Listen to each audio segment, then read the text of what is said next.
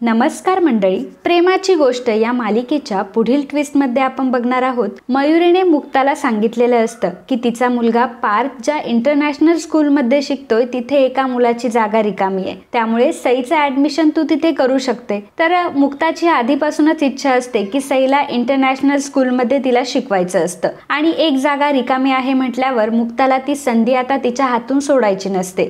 मुक्ताला काहीही करून सईला त्या स्कूलमध्ये पाठवायचं असतं आणि याबद्दल ती सागर सोबत सुद्धा बोलते. तर सागरलाही तिचं हे म्हणणं पटलेलं असतं. मुक्ता सागरला म्हणते की आपल्याला उद्या सईच्या स्कूलमध्ये जायचंय, तिथे आपली प्रिन्सिपल सोबत मीटिंग होणार आहे, त्यामुळे उद्या तुम्हाला 10 वाजता सईच्या स्कूलमध्ये काहीही करून यायचंय. तर सागर म्हणतो की ठीक आहे, चालेल, येईल मी. दुसऱ्या दिवशी मुक्ता आणि सई दोघीही आता तयारी करून त्या स्कूलमध्ये गेलेल्या असतात आणि त्याच वेळी मुक्ताची आणि मयुरीची तिथे भेट होते. मुक्ता मयुरीला विचारते की ताई तू इथे काय करते? तेव्हा मयुरी म्हणते की अगं पार्थची एक कंप्लेंट होती, त्यासाठीच आले होते मी. आणि मग पार्थने नक्की काय केलं हे बघण्यासाठी आता मुक्ता आणि मयुरी दोघीही आता प्रिन्सिपल ऑफिसमध्ये जातात. तोपर्यंत पार्थ हा बाहेरच उभा असतो. त्याचे पूर्ण कपडे वगैरे खराब झालेले असतात, त्याला मारलेलं असतं. तर सई त्याला विचारते की पार्थ तुला काय झालं, तुला कोणी मारलं? तेव्हा पार्थ तिला सांगतो की सिनियर बॉयज होते, त्या सिनियर बॉयज पैकी एका मुलाने मला मारलं, बाबांवरनं आणि आईवरनं मला चिडवलं देखील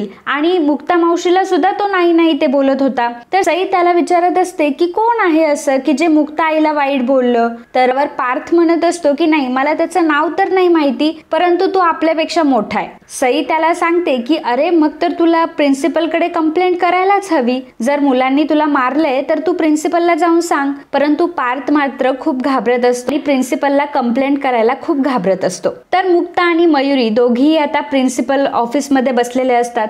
प्रिन्सिपल आता मयुरीला सांगत असतात की तुमच्या मुलाने स्कूलमध्ये शिवीगाळ केलाय. तर मयुरी म्हणत असते की अहो त्याच्याकडनं चुकलं असेल, लहान असेल तो, आणि लहान मुलं हे बाहेरचे जे शब्द असतात ते पटकन उचलतात, झाली असेल त्याच्याकडनं मिस्टेक. परंतु प्रिन्सिपल म्हणत असतात की नाही, आमचं स्कूल हे खूप रेप्युटेड आहे आणि त्यामध्ये जर अशा शिव्या वगैरे दिल्या तर त्या आम्हाला अजिबात चालणार नाही. आणि त्याने सिनियर मुलांना शिव्या दिल्यात. मयुरी सांगत असते की अहो तो असं उगाच नाही करणार, त्या मुलाची सुद्धा काहीतरी चूक असेल, त्याने काहीतरी खोड काढली असेल म्हणून हा बोलला असेल. प्रिन्सिपल म्हणतात की मी त्या मुलाला आणि त्याच्या आई वडिलांना बोलवलंय, तुम्ही एकदा त्यांच्याशी बोलून घ्या. प्रिन्सिपल जेव्हा त्या मुलाला आणि त्याच्या आई वडिलांना बोलवतात तेव्हा दुसरं तिसरं कोणी नसून तिथे आदित्य आलेला असतो आणि सावनी आलेली असते आणि सगळ्यात महत्वाचं सावनी सोबत आलेला असतो सागर. आता सागरला तिथे बघून मुक्ता मात्र खूप चिडते आणि मुक्ताला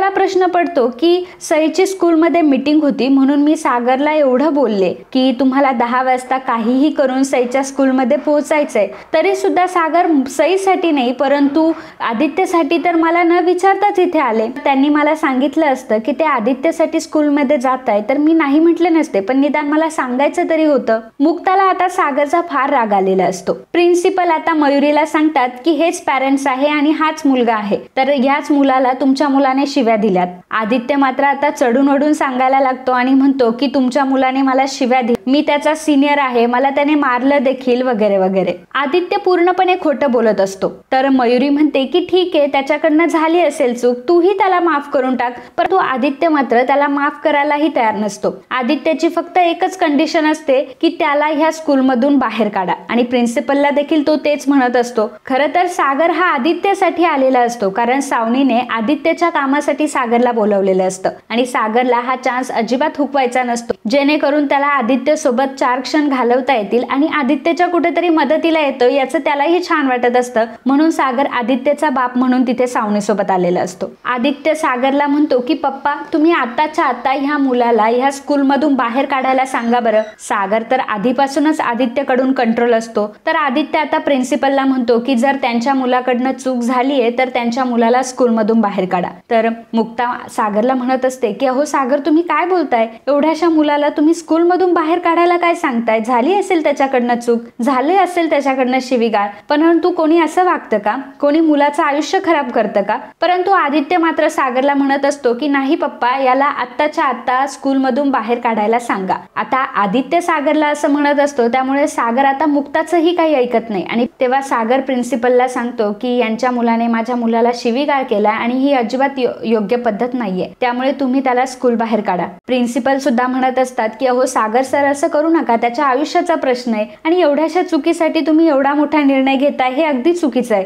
तेवढ्यातच आता सई ही पार्थला तिथे घेऊन आलेली असते. सई पार्थला घेऊन आल्यावर आता मात्र आदित्य घाबरतो. सई पार्थला म्हणते की पार्थ तू अजिबात घाबरू नकोस, सगळ्यांना खरं खरं सांग की काय झालं होतं तिथे, सिनियर बॉयज सोबत तुझं काय लढाई झाली होती आणि ते तुला काय काय बोलले सगळं सांग. पार्थ मात्र खूप घाबरलेला असतो, तो आदित्यलाच खूप घाबरत असतो. तर मयुरी सुद्धा पार्थला म्हणत असते की पार्थ बोल बाळा, काय झालं होतं ते आम्हाला नीट सांग, मॅडमला सांग सगळं काही. आणि पार्थ आता निर्भीडपणे सांगतो की खरं तर ह्या सिनियर बॉईजने मला शिव्या दिल्या होत्या पहिल्यांदा, आणि ह्या आदित्यने माझ्या बाबांना, माझ्या आईला सुद्धा शिव्या दिल्या आणि मुक्ता मावशीला सुद्धा तो नाही ते बोलत होता. आता तो पार्थ एवढा छोटा असतो की त्यातला खरेपणा हा सागरला नीट जाणवत असतो. सागरला आता ही गोष्ट समजलेली असते की पार्थ खरं बोलतोय आणि आदित्य हा खोटं बोलतोय. परंतु आता आदित्य समोर आदित्यला म्हणावं तरी कसं की आदित्य तुझं चुकतंय. त्यामुळे सागर आता एक शक्कल लढवतो. सागर आदित्यला म्हणतो की आदित्य आत्ताच्या आत्ता खरं काय आणि खोटं काय हे समजेल.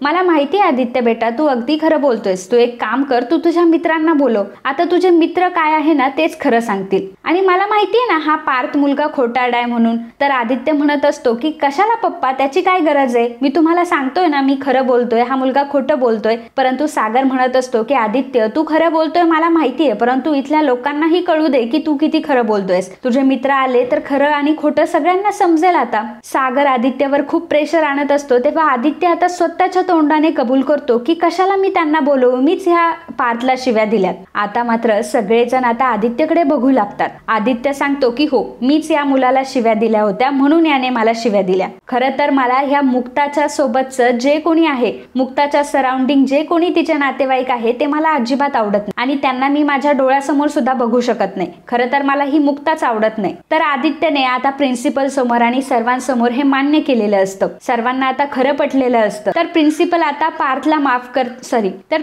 आता पार्थच्या बाजूने बोलायला लागतात आणि सांगतात की पार्थला स्कूलमधून अजिबात काढणार नाही, कारण त्याचं काहीही चुकलेलं नाहीये. तुमचाच मुलगा असं बोलला, तुमचाच मुलगा असं वागला. तर सागरने आता आदित्यला बरोबर शिक्षा दिलेली असते, परंतु तीही त्याच्या नकळत दिलेली असते. त्याला जाणवूनही दिलेलं नसतं की सागरनेच त्याला शिक्षा दिली. आणि ही गोष्ट मुक्ताला मात्र चांगलीच समजलेली असते. मुक्ता विचार करते की सागर, मला माहितीये की तुम्ही हे सर्व का केलं. मला माहितीये की तुमचं आदित्यवर खूप प्रेम आहे आणि त्या प्रेमापोटी तुम्ही आदित्यला काही बोलू शकत नाही. परंतु आज तुम्ही पार्थचा देखील मान राखला आणि माझ्या घरच्यांचा देखील मान राखला. तुम्ही आज स्वतःला सिद्ध केलं. तुम्ही आज कोणावरही अन्याय होऊ दिला नाही आणि आज तुम्ही खऱ्याची साथ दिली, याचा मला तुमच्यावर खूप अभिमान आहे. तर मित्रांनो, हा ट्विस्ट तुम्हाला कसा वाटला हे कमेंटद्वारे आम्हाला नक्की कळवा. आणि ट्विस्ट आवडला असेल तर लाईक आणि सबस्क्राईब करायला अजिबात विसरू नका. धन्यवाद.